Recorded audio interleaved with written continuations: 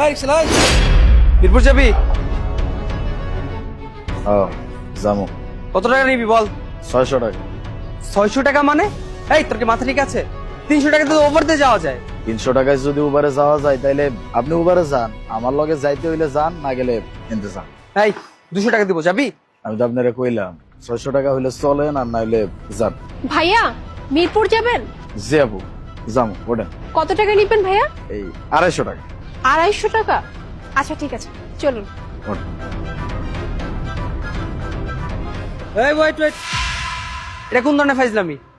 আমি আগে আসছি, উনি পরে আসছে। তুই আমারে বললি 600 টাকা ভাড়া, আর ওনারে বলছিস 250 টাকা ভাড়া। কি কি কি কি ফাইজলামি শুরু করছিস? ও বুঝতে পারছি, মেয়ে মানুষ দেখছিস আর অমনিতে মাথা নষ্ট হয়ে গেছে, তাই না?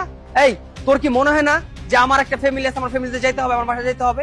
তুই একটা ছেলে মানুষ হয়ে একটা ছেলে মানুষের সাথে অন্যায় করতেছিস। দাঁড়া, আজকে তোর অটো মালিকের কাছে গিয়ে তোর নামে আমি কমপ্লেন করবো। কি হয়েছে ভাইয়া? আরে আপু দেখেন না, আমি ওর কাছে আগে আসছি, আমি আগে এসে ওর ভাড়া জিজ্ঞেস করছি, ও আমাকে বলতেছে 600 টাকা, আর সে আপনাকে বললো 250 টাকা। এটা কোনো কথা বলেন?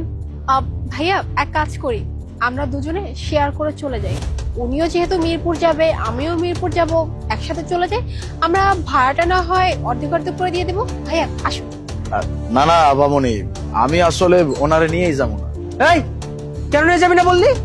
ও বুঝতে পারছি, মেয়ে মানুষ একা পাইছিস, তার জন্য মাথায় উল্টাপাল্টা চিন্তা ভাবনা আসতেছে, তাই না? আরে ভাইয়া ইটস ওকে, কোনো ব্যাপার না।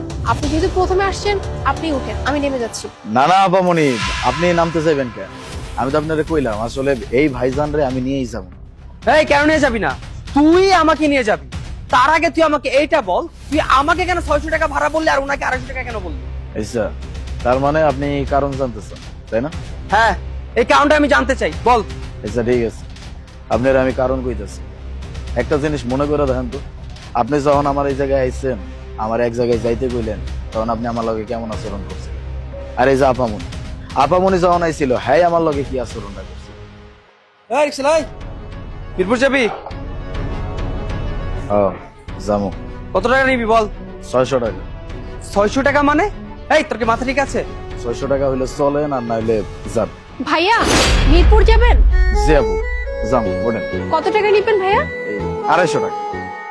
দেখেন ভাই, আমি মানুষটা রিক্সা চালক হইতে পারি, তাই আমার কিন্তু আত্মসম্মান বোধ আছে। আপনি যখন আমার লগে খারাপ আচরণ করলেন, তখন আমার কাছে ভালো লাগে না। আমার লগে যেই খারাপ আচরণ করে, আমি তার কাছে বেশি ভালো, আর যে আমার লগে ভালো আচরণ করে, আমার লগে একটু সুন্দর করে কথা কয়, আমি তার কাছ থেকে ঠিক ভাড়াটাই চাই। শোনেন, আপনারা দেখে শিক্ষিত মনে হচ্ছে, আমি তো মুখ্য সূক্ষ্ম মানুষ। শিক্ষিত হয়ে যদি আপনারা আমাকে লগে এরকম আচরণ করেন, তাহলে মূর্খ মানুষরা কি করে? হ্যাঁ, আমগো মতো রিক্সা চালকরা কি করে? আমরা তো আপনাকে কাছ থেকে শিখব, আমাকে লগে ভালো আচরণ করবেন। দিন শেষে আমরা এই ছোট লোক মানুষগুলা, যারা গরিব মানুষ আছি, আমরা যদি না থাকতাম, তাহলে আপনাকে এই যে যাবতীয় কাজকর্ম আছে, এগুলো কিন্তু এত সহজ না, অনেক কঠিন হয়েছে। বুঝতে পারছেন? ভাইয়া উনি তো ঠিক কথাই বলেছেন। আমাদের সকলেরই উচিত একজন আরেকজনকে সম্মান দিয়ে কথা বলা, সে হোক বড় বা ছোট। কে কি করলো বা না করলো, এইটা দিয়ে তাকে যে সম্মান দিব কি দিব না, এটা আসলে বিচার করা যায় না। আর সম্মান দিয়ে কথা বলা, এটা তো সকল শিক্ষা প্রতিষ্ঠানেই শেখায়, তাই না?